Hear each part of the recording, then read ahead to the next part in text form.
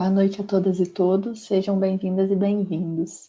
Teremos agora a palestra Erro e Produção Matemática. Que matemática acontece em uma sala de aula de cálculo diferencial? Será apresentada pelo professor Andrés David Pinto Hurtado e pela professora doutora Sônia Maria. O professor Andrés possui graduação em licenciatura em Matemática e Física pela Universidade del Valle, Santiago de Cali, na Colômbia. Atualmente é mestrando do Programa de Pós-Graduação em Educação da Universidade Federal de Juiz de Fora, integrante do Travessia Grupo de Pesquisa da Universidade Federal de Juiz de Fora. Tem experiência nas áreas de Matemática e Educação Matemática. Aproveitamos para agradecer por aceitar o nosso convite e pela sua disponibilidade em participar do nosso evento. Muito obrigada. A professora Sônia possui graduação em Matemática pela Universidade Federal de Juiz de Fora, mestrado e doutorado em Educação Matemática, ambos pela Universidade Estadual Paulista Júlio de Mesquita Filho, e pós-doutorado na mesma instituição. Atualmente é professora titular da Universidade Federal de Juiz de Fora, líder do Travessia Grupo de Pesquisa e professora pesquisadora do Programa de Pós-Graduação em Educação da Faculdade de Educação da UFJF, atuando nos níveis de mestrado e doutorado. Tem experiência na área de educação, com ênfase em educação matemática. Muito obrigada também, professora, pela disponibilidade de participação no nosso evento. A gente agradece a presença de todas e todos, que são da casa e também de fora, e a gente quer aproveitar para relembrar algumas informações. Todos e todas devem manter seus microfones e câmeras desligados. Todas as dúvidas vão ser tiradas no final da palestra, mas vocês podem mandar ela ao longo da fala pelo chat. E lembramos também que os certificados serão disponibilizados através da plataforma Integra para internos e internas e pelo e-mail para os externos e externos. A gente vai enviar, ao final dessa palestra, um formulário que deve ser preenchido como comprovante de presença, e é isso.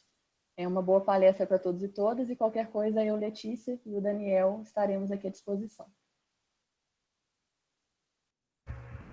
Obrigada, Letícia. Boa noite a todas, a todos aqui presentes, muitos alunos, meus ex-alunos, é uma alegria estar aqui com vocês hoje. Nós vamos, eu e o Andrés, apresentar uma parte de um trabalho que é a pesquisa de mestrado do Andrés, e que a gente está fazendo junto, né? Ele está desenvolvendo, é um dia para a gente poder contar aqui um pouco disso, dessa pesquisa que foi e está sendo desenvolvida aqui nessa casa.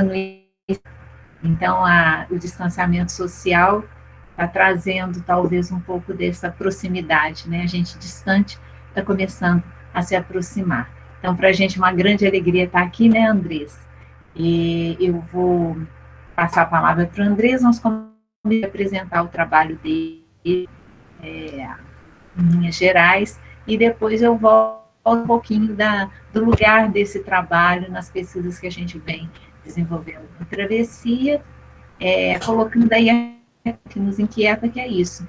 Como é que, diante de um erro, ou daquilo que é considerado como um erro, as coisas acontecem numa sala de aula, e agora o Andrés numa sala de aula de cálculo. Aí eu deixo vocês com o Andrés e depois eu volto, gente. Muito obrigada. Obrigado, Soninha. Bom, como apresentou a Letícia, eu queria me apresentar também, né? Eu sou André, sou estudante do programa de pós-graduação da FACED. Eu sou da Colômbia, eu sou formado em licenciatura em matemática na Colômbia. Então vou tentar falar um pouco bem devagar para ver se você consegue entender, porque meu português não é muito bom, né? Então, eu vou colocar aqui a apresentação.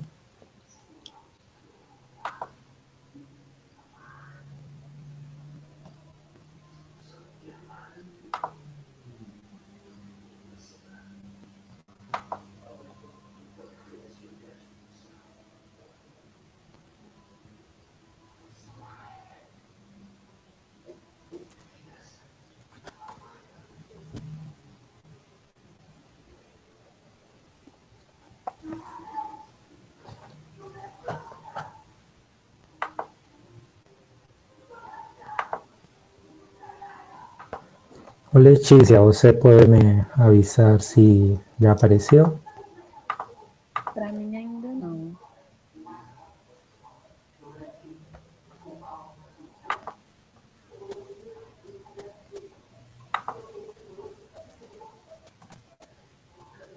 Agora está aparecendo. Apareceu? Ah, tá bom.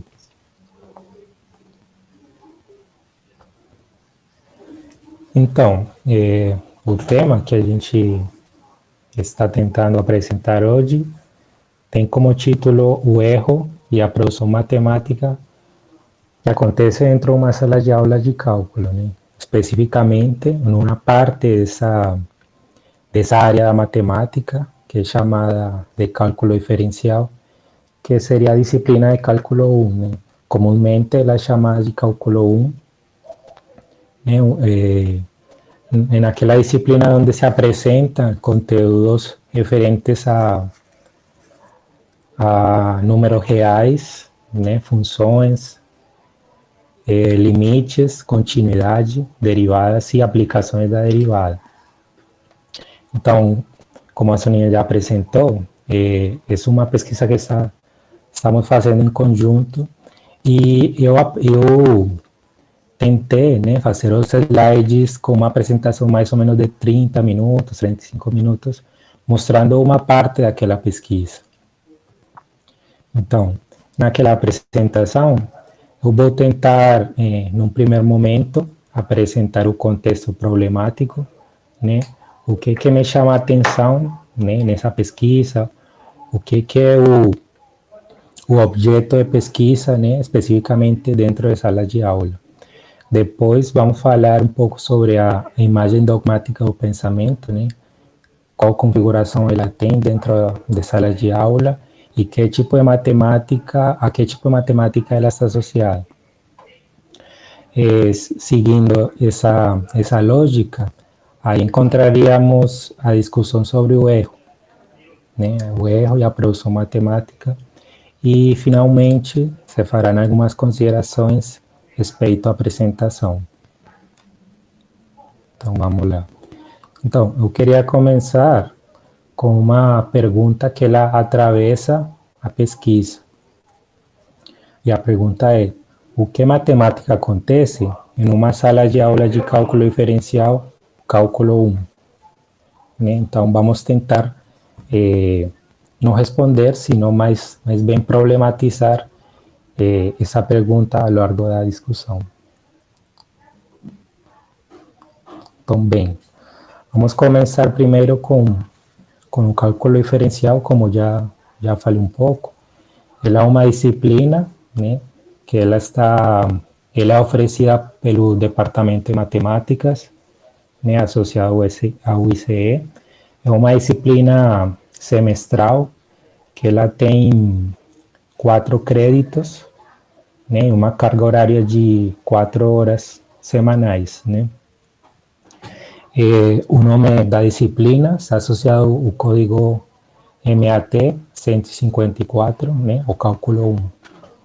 Então, como já falei, né, aqui embaixo aparece um pouco dos conteúdos que abrange essa disciplina e, digamos, configurando o campo de pesquisa, a gente optou por escolher uma turma donde a mayoría de los estudiantes eran licenciados y licenciadas en matemática.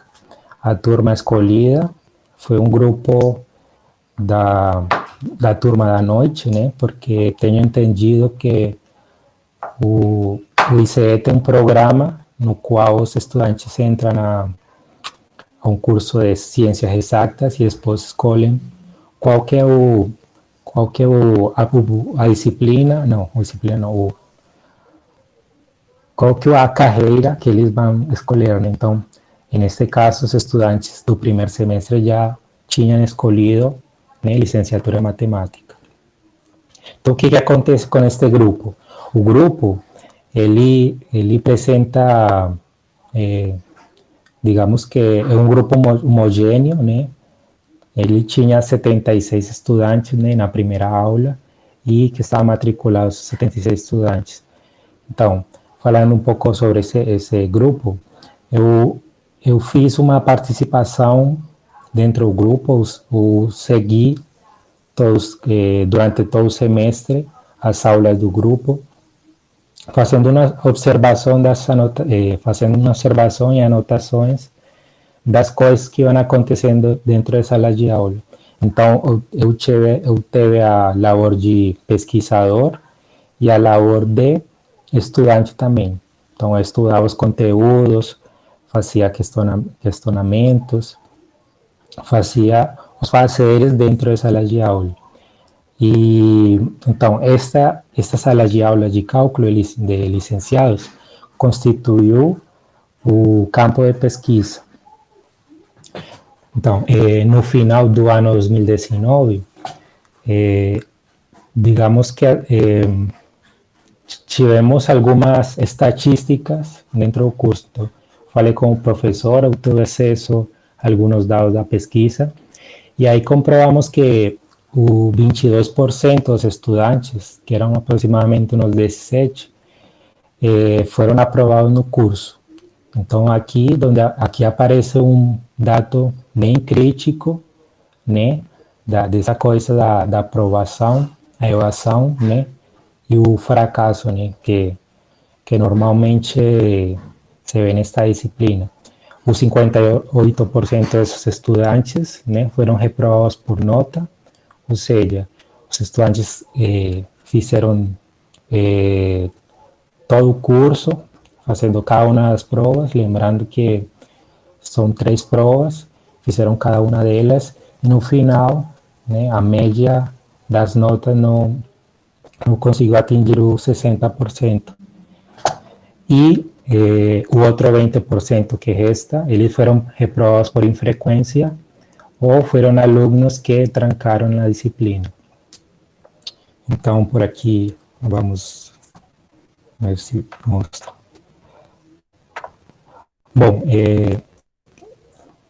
não há para mostrar aqui. Bom, embaixo tinha uma pequena informação, só que não mostrou. Mas o que eu queria dizer era que este tipo de situações representam um campo de pesquisa na educação matemática.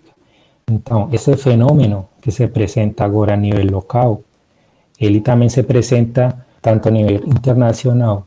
Então, tem diferentes trabalhos na área de matemáticas que apontam a pesquisa dentro da sala de aula de cálculo diferencial e cálculo integral, né, que é o curso que tem como pré-requisito o cálculo 1. Entre essas pesquisas encontramos trabalhos localmente de Helena Cury, né, que é uma pesquisadora em educação matemática muito importante no país, e ela faz um mapeamento, né, de educação matemática e com estudantes de licenciatura nos cursos de cálculo diferencial e integral. No âmbito internacional, temos trabalhos dos Estados Unidos, como tal, em Espanha, Luis Rico, em Argentina, com Semira, e na Colômbia já tem vários trabalhos feitos com Aguilar. Então, só dando um panorama das pesquisas em educação matemática. Bom, então, o que constitui essas pesquisas em educação matemática? O que elas mostram referente à sala de aula de cálculo diferencial.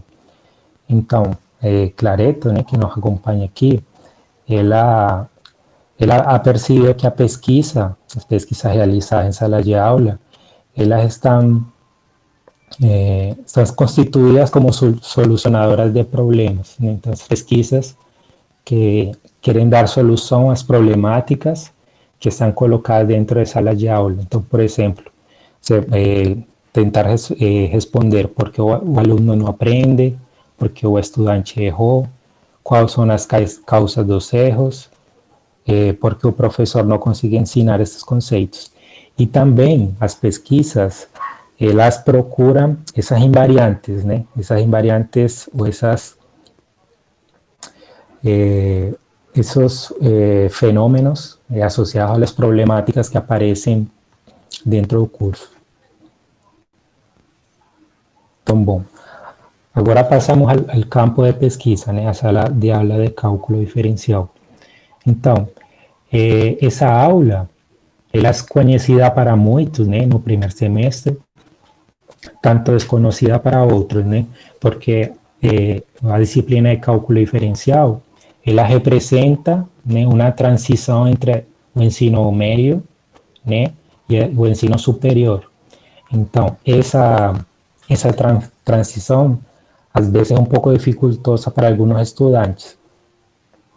E essa configuração da sala de aula está representada como o professor, né, que é o principal ator para garantir esse ensino, e os estudantes para obter essa aprendizagem, não? Então, encontramos aqui uma relação bem interessante e tradicional, né, digamos assim, entre o ensino e aprender, né, o professor sempre como esse mediador, né, entre o saber e o aluno, e também, né, essa matemática está configurada a partir de um currículo, uma série de regras e uma metodologia, né, que ela está dotada, né, por esse conteúdo matemático do cálculo.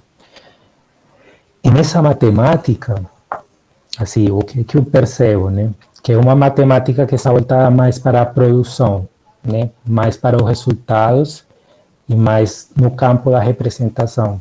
Então, essa matemática está pensada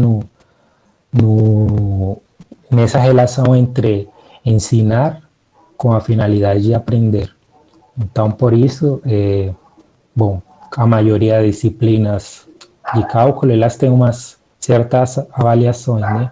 Então, eles denotam que o aluno aprendeu a partir das notas que eles atingem na avaliação. E o que acontece com isso? Todo esse modelo de ensinar a aprender que se instaura nessa sala, ela está estabelecida a partir de uns pressupostos, né? Uns pressupostos implícitos ou subjetivos. Então, encontramos pressupostos como todo mundo sabe que em uma sala de aula de cálculo é um espaço onde o professor vai ensinar e os estudantes vão aprender, né? Onde encontramos uma matemática superior, né? Um primeiro curso formal, onde a matemática é um pouco difícil, um pouco diferente do que a gente vem trabalhando no ensino médio. Também uma matemática onde se o professor ensina bem, então se ele tem uma didática boa, então eu vou aprender, né? Então é um modelo de ensinança, digamos assim, direto, né? Reto, né? Então se o professor ensina bem, eu aprendo. Pensando nos conteúdos do cálculo, né? Então se essa aula está com essa série de pressupostos, então, digamos, o conceito fundamental do cálculo, né, que é a derivada. Então, todo mundo sabe que a derivada, né, geometricamente pode ser vista como o coeficiente angular da reta tangente. Então, uma coisa que é naturalizado, que todo mundo deve saber, ou que todo mundo sabe. E também outro conceito, né, que aparece muito e representa muitos problemas, principalmente por o trabalho dele, né, é o conceito infinito, né? Então, infinito não é um número, sino que é um comportamento. Outra coisa que está naturalizada, que está banalizada ou trivializada dentro das salas de aula. Então, aqui, essa é um pouco da configuração da matemática que eu percebi, que eu percebo dentro da sala de aula. E o modelo remete a uma coisa muito interessante, né? Não sei se a maioria de estudantes que estão aqui, de assistentes, são estudantes da licenciatura, né? Mas um livro que eu recomendo, né, é de um autor argentino que chama Jorge Luis Borges, né? Ele é muito conhecido e tal. E ali, naquele livro de ficções, né, ele tem um texto que chama Funes, o Memorioso. E é bem interessante, porque ele vai colocar em jogo uma pessoa que tenha essa capacidade de esquecer. Então, imaginemos por um momento, se todos nós tivéssemos essa capacidade de não esquecer as coisas. Então, tudo que você aprende, tudo que você olha, você guarda na sua cabeça, né? Então, por exemplo, ele tem um conto ali bem interessante com Funes, onde ele pergunta a hora para Funes. E Funes tem a capacidade de responder, né, a hora, o minuto, o segundo exato do momento que ele tem. Assim como estudar facilmente línguas, estudar história, estudar matemática, física, e ir acumulando todo esse conhecimento.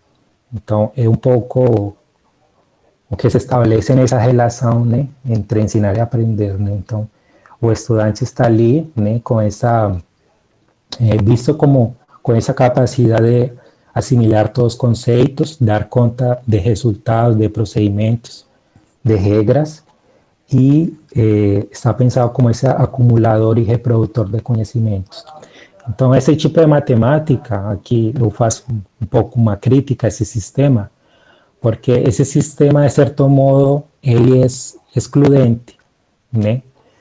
Ele não toma em conta a diferença, né? O curso de cálculo é uma disciplina bem rigorosa, né? Bem com uma quantidade de teorema, definições que a gente tem que aprender, mas não se toma em conta isso, né? As diferentes formas de aprendizagem que se tem. Então, sempre temos um mesmo caminho, um caminho para achar os resultados, os processos. E aí, digamos, pensando essa relação entre ensinar e aprender, se estabelece o que Deleuze vai chamar da imagem dogmática do pensamento. Então, o que seria a imagem dogmática do pensamento? Então, Deleuze considera a imagem dogmática do pensamento sobre 3 teses principais. Então, a primeira é que a matemática, bom, ele estabelece isso a partir da filosofia, mas podemos pensar isso a partir da matemática. Então, a matemática, ela tem uma reta natureza do pensamento. Então, ela está constituída, né, a partir de uma ciência onde a verdade define o que o bom pensar, né? Então, essa matemática que tem uma boa natureza, né, uma perfeita natureza, uma reta natureza, e o pensador, ele tem uma boa vontade. Então, essa primeira tese, ela diz que para pensar verdadeiramente, temos sempre que olhar para essa verdade. Então, aquilo que é diferente, aquele modelo de reprodução, ele é desviado do pensamento. E quando se encontra, esse desvio é produzido por forças externas, tanto corporeidade, tantos sentidos, tanto afetos, e o pensador, né, apesar de que somos seres pensantes, racionais, ele vai cair no erro, se ele não encontra essa forma de verdade. Então, ele cai no erro, né, definido como negativo aquele pensamento. Então, o erro, depois vamos ver um pouco o que é o erro, mas o erro está representado, né, na forma do falso daquele pensamento. Então, é um modelo dicotômico de pensar. Então, tudo que não está dentro da forma do verdadeiro é atribuído ou assimilado ao erro. Aqui encontramos uma forma, né, em que o erro é significado em um desvio do pensamento. E terceiro, né, digamos, qual seria a forma de evitar esse erro, né? Então, basta, para evitar o erro, um método. Então, Deleuze vai falar que, para pensar bem, precisamos de um método que nos haga reencontrar com essa reta natureza do pensamento, ou essa ciência, ou essa matemática, ou esse cálculo em questão. Agora, o método também é uma forma de conjurar esse erro. Então, esse método nos ajuda a evitar caer nesse erro. Então, vamos ver um pouco cada um destes elementos. Bom, então, o primeiro está com o pensar, né? A reta natureza do pensamento e a boa vontade do pensador estão definidas a partir do que significa pensar. Então, para Deleuze, pensar é criar, não há outra criação. Mas criar é, ante tudo, engendrar pensar no pensamento. Então, uma das propostas dessa pesquisa é pensar a matemática como um acontecimento. Então, sair desse campo da representação, onde eu já falei, né, a matemática está definida a partir de esse ensinar com a finalidade para aprender, e pensar só o acontecimento que se dá na interação com esse conhecimento. Então, esquecer por um momento essa finalidade de que eu tenho que dar conta de um resultado, de que eu tenho que dar conta de uma resposta para uma questão matemática colocada. E, no segundo ponto, vamos ver, então, o que seriam os erros, né? O erro. Então, para Deleuze, o erro aparece, né, como o reverso de uma ortodoxia racional e ainda testemunha em favor daquilo que se desvia, em favor de uma retidão, de uma boa natureza, de uma boa vontade daquele que é dito sem enganar. Portanto, o erro rende homenagem à verdade, na medida em que, não tendo forma, dá ao falso a forma do verdadeiro. Então, aqui vemos de novo que o erro, ele aparece nessa lógica dicotômica, né, binária, entre verdadeiro e falso. Então, toda resposta que não é verdadeira, ou todo pensamento que não está argumentado dessa lógica racional verdadeira, aparece, né, como falso, né, o erro. Pronto. Então, vamos ver uma representação daquele erro, né? Então, começando o curso, né, em uma das primeiras aulas, acho que foi a terceira, quarta aula, o professor tentava ensinar aquele conceito do logaritmo, e aí ele aparece com a seguinte questão, né? Ele coloca uma equação que vocês podem ver aqui na parte superior, né? 3 elevado a 6x menos 5 vezes 3 elevado a 3x mais 6 maior que 0. Então, o professor deu uma sugestão na qual os estudantes tinham que fazer uma substituição simples, né? Fazer y igual a 3 elevado a 3x. Aí os estudantes chegaram a uma inequação de segundo grau. E tá, tranquilo, né? Aí ele pediu para os estudantes chegar a uma resposta. E aí foi interessante, né? Porque cada estudante começou a trabalhar em seu lugar onde estava. E uma estudante, ela chegou à seguinte conclusão, né? Então, aqui na parte esquerda mostra o procedimento, né? E ela chegou na seguinte conclusão.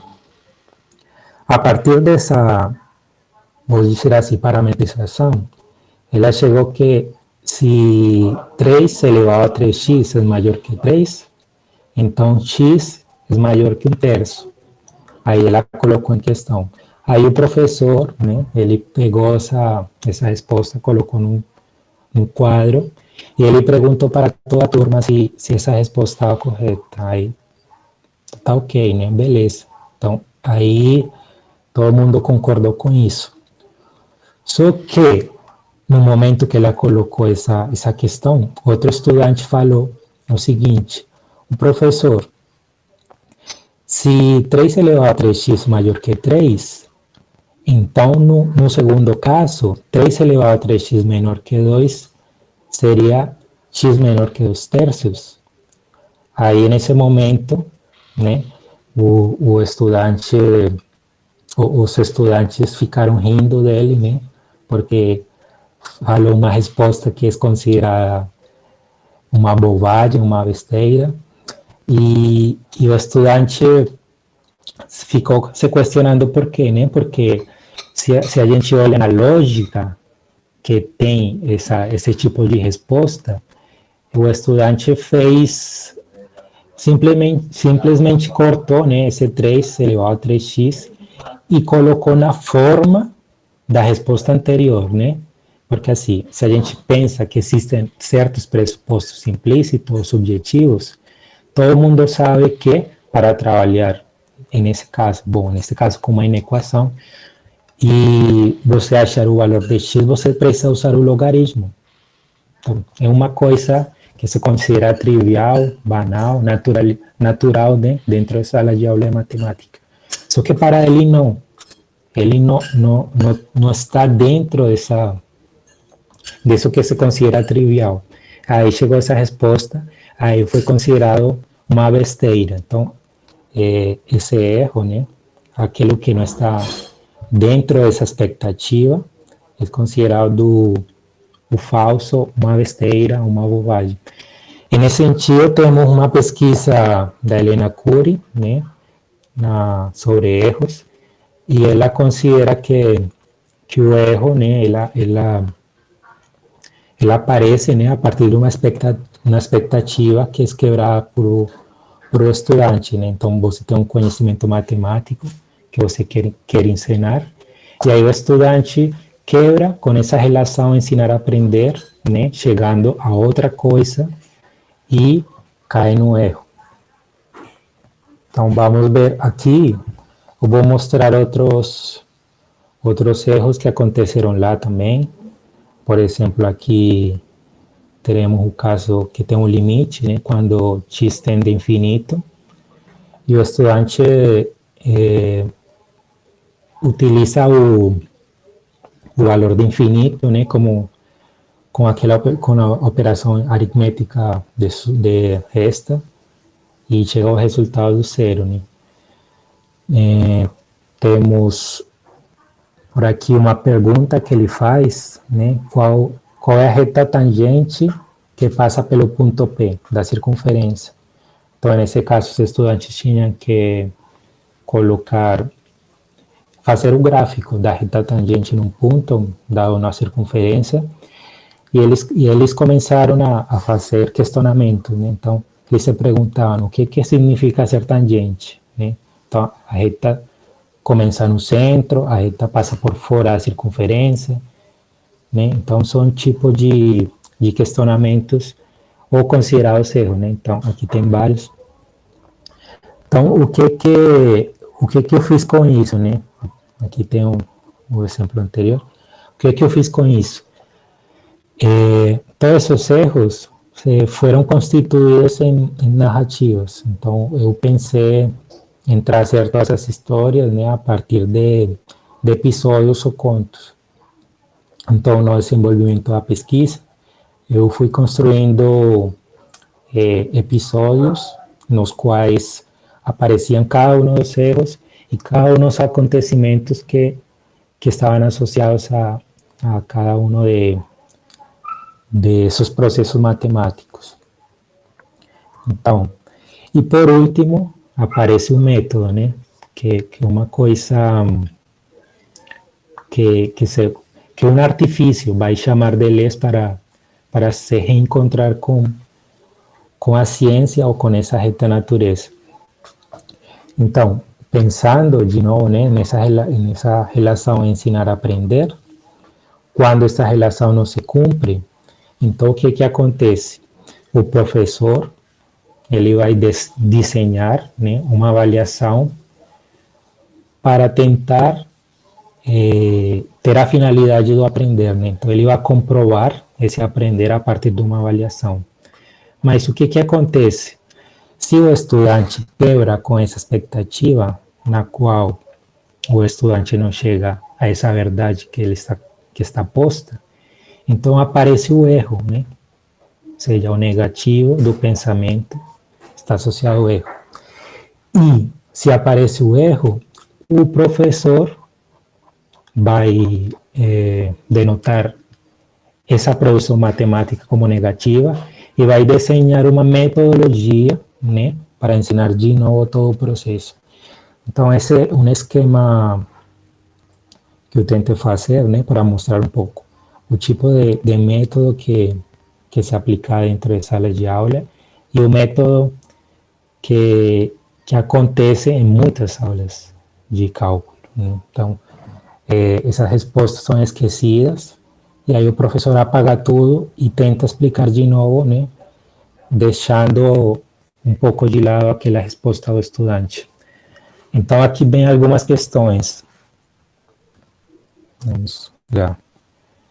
Então, será que isso é um erro, né? Será que isso é uma bobagem que a gente faz, né? Ou será uma besteira?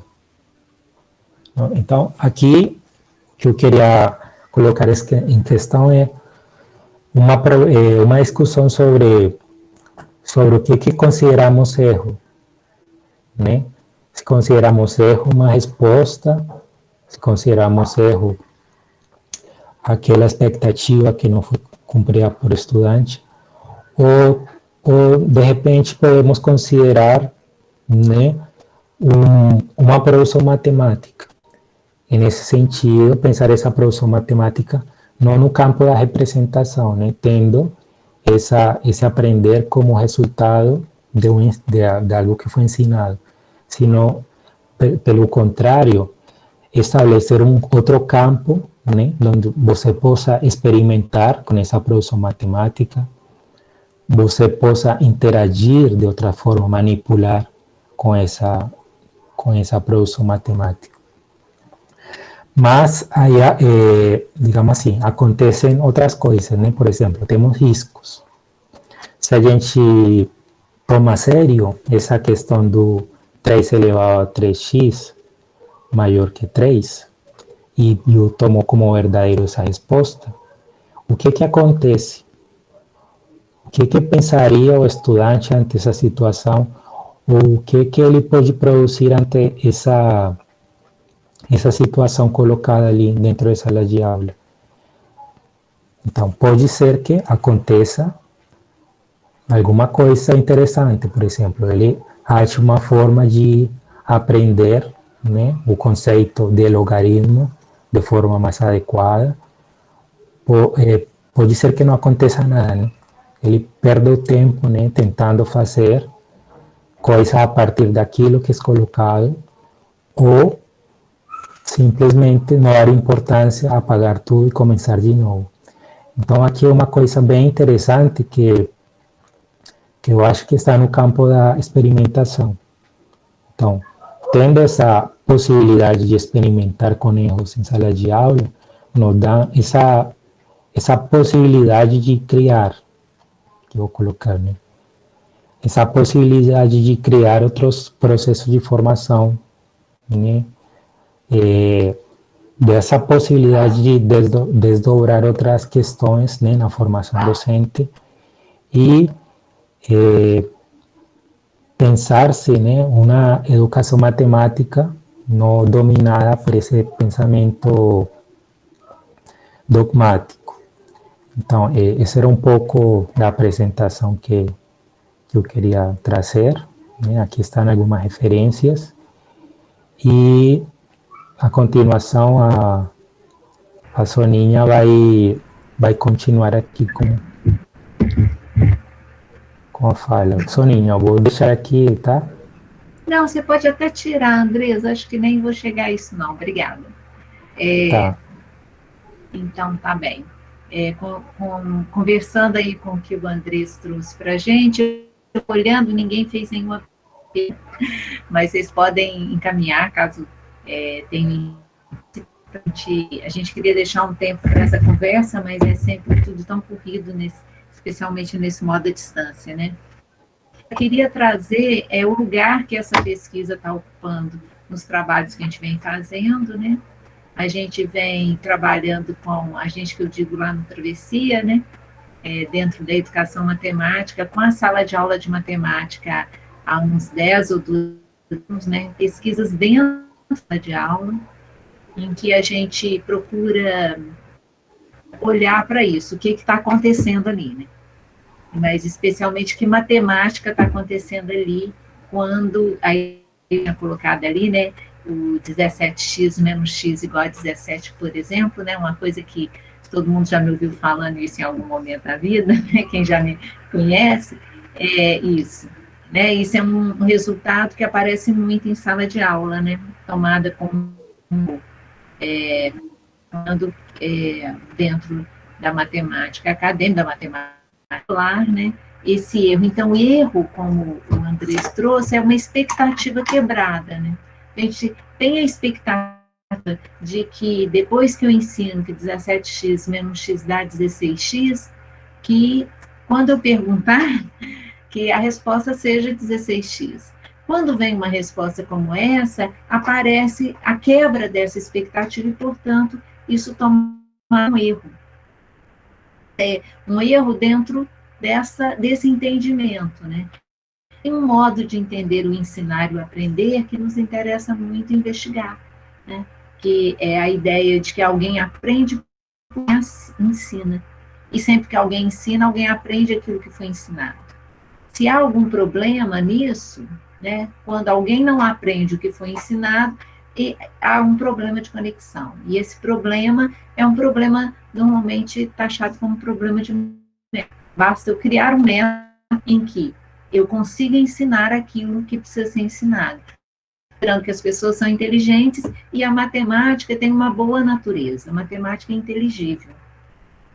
Nós somos inteligentes, então é só arrumar um método para que uma coisa chegue à outra. E é isso pensamento que a gente começou a colocar em questão a partir do momento que a gente está em sala de aula e vê coisas desse tipo, né? 17x menos x igual a 17 acontecerem com muita frequência. A gente para e pensa o que está acontecendo ali, que sentidos, que valores se colocam ali. A gente começa a enxergar outras coisas acontecendo, outras aprendizagens. E aí a gente começa a pensar nesse desacoplar do ensinar com aprender. E talvez em pensar que a matemática talvez não tenha uma natureza tão reta e nem nós, uma boa vontade, nós, que eu digo nós seres humanos, uma boa vontade de pensadores, para poder fazer com que essa conexão se dê perfeitamente.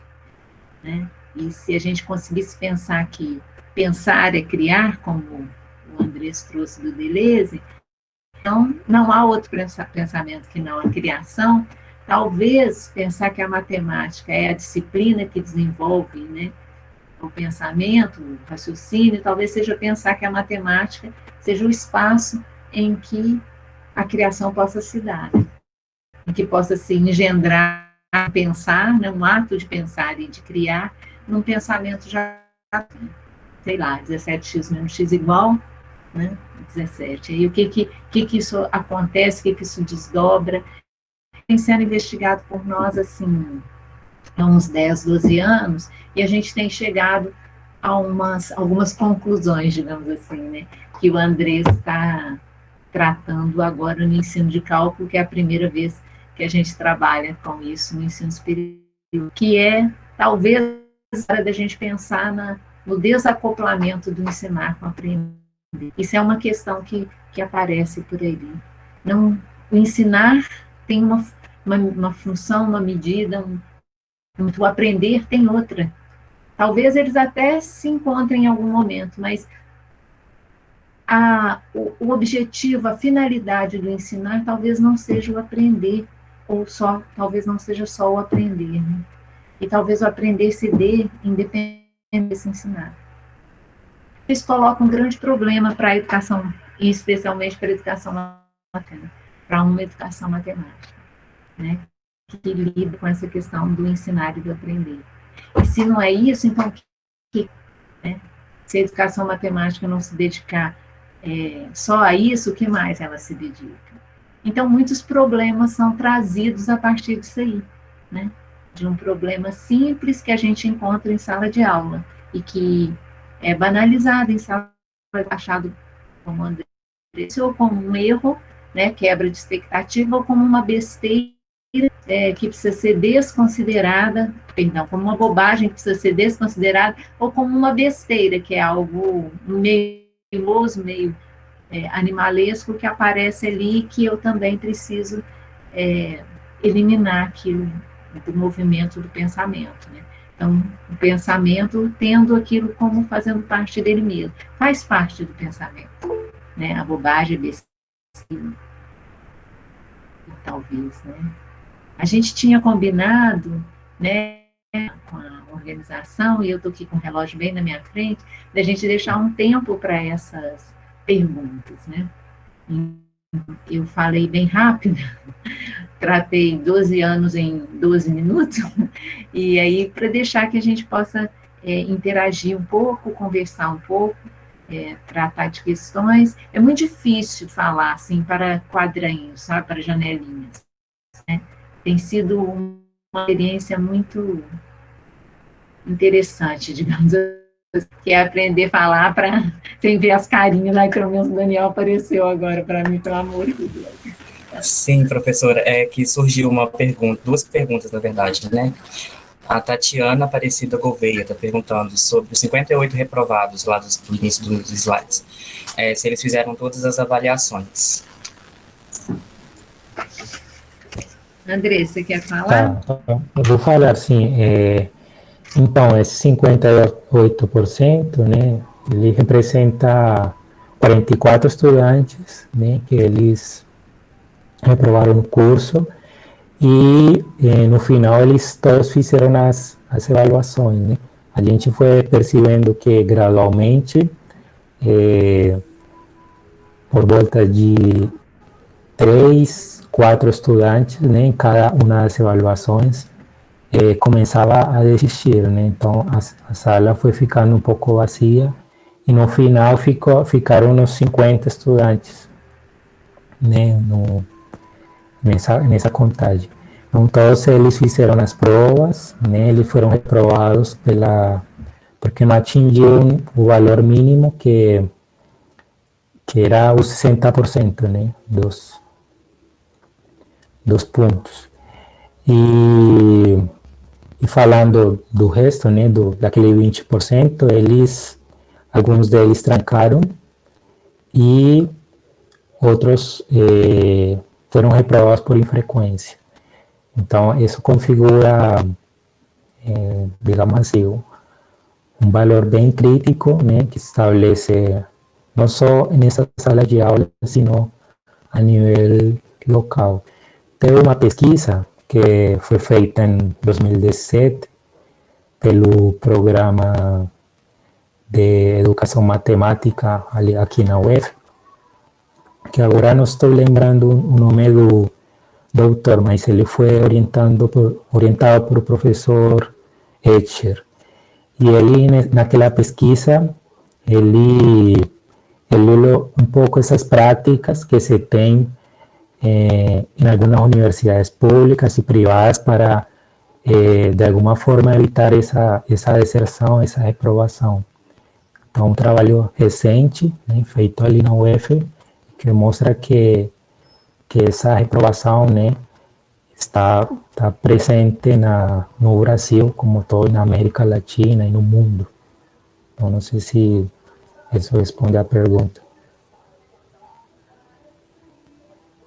Se a Tatiana quiser responder, a gente fica no aguardo. Tem mais uma pergunta da Mariana Figueira Siqueira. Em um contexto de sala de aula cheia de estudantes, como um professor poderia lidar com essa produção individual? Posso falar? Fala um pouquinho, Andrés. Então, a gente começa a se encontrar com problemas dizem respeito a um modo, né?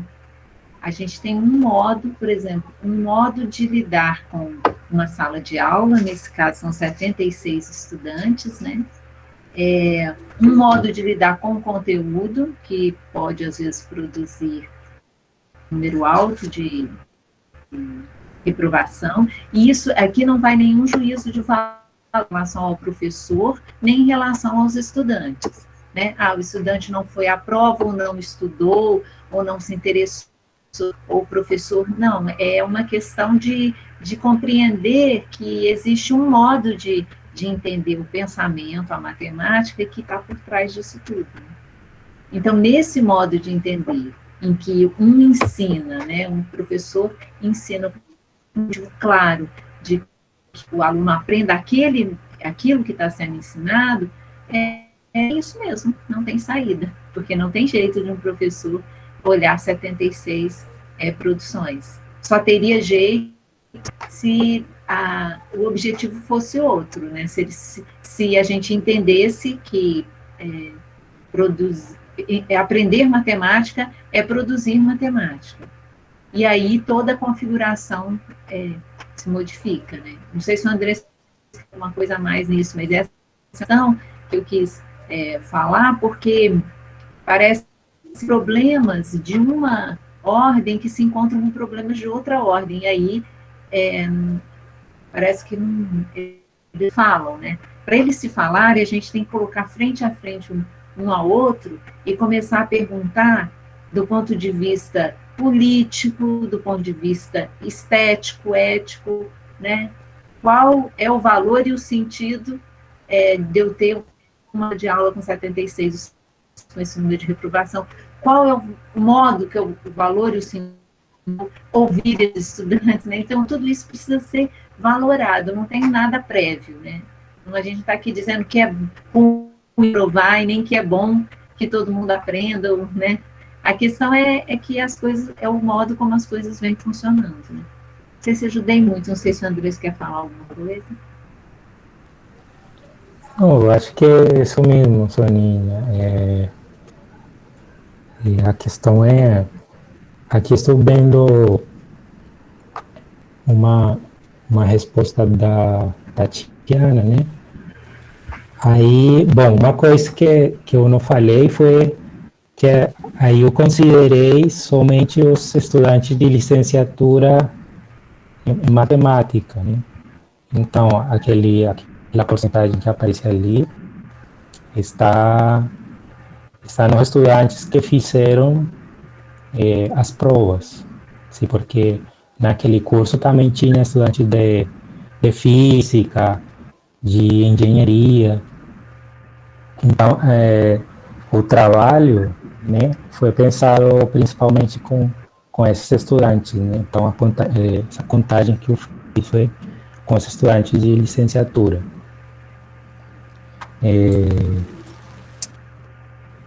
Não sei, aqui tem... Vou tirar outra pergunta, Letícia? Tem sim, né? Temos uma pergunta da Mariana. No atual contexto de ensino remoto, como será possível encontrar essas produções individuais? Acham que será mais difícil ou que podem aparecer até mais?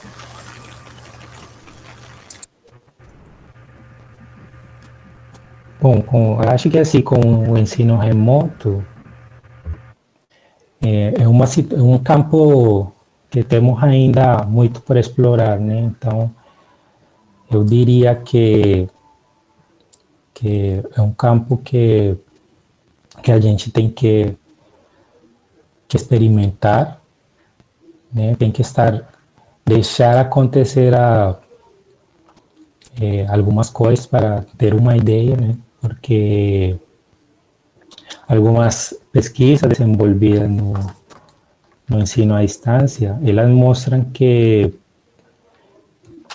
independentemente da aula seja presencial ou seja virtual, esse fenômeno, né, da reprovação continua se dando. Então, eu diria que uma coisa que temos que experimentar, né, não se sabe exatamente qual, não se sabe se um modelo específico, né, para ensinar cálculo, mas a gente propõe, né, algumas perguntas, né, algumas questões para pensar se essa relação entre ensinar e aprender.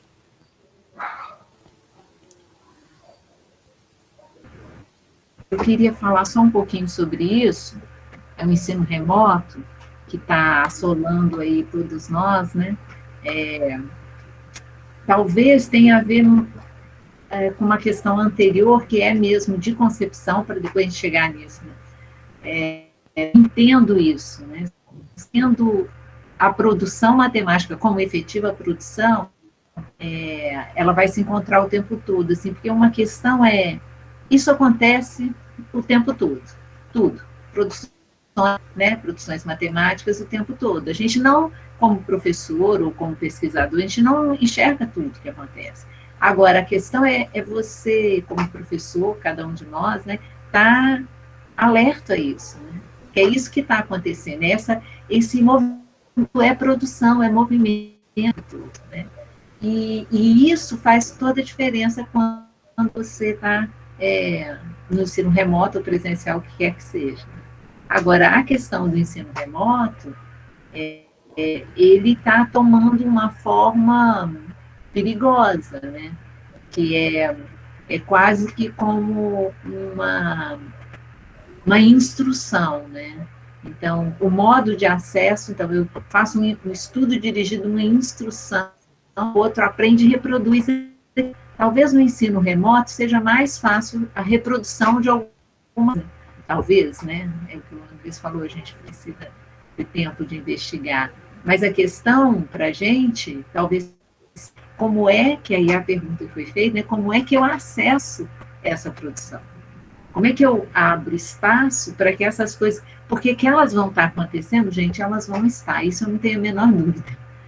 Porque desses anos todos investigando e estudando isso, coisas acontecem o tempo todo.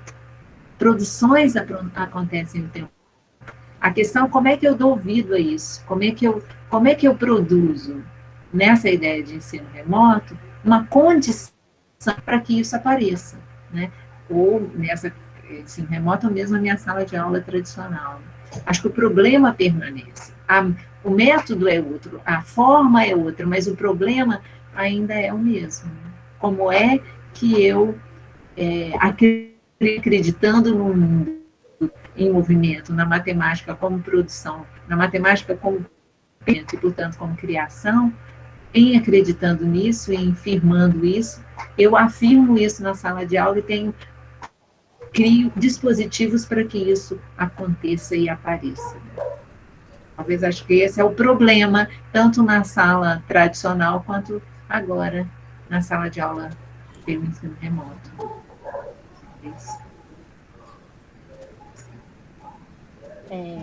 Nós chegamos no tempo final da nossa atividade. Não temos nenhuma outra pergunta.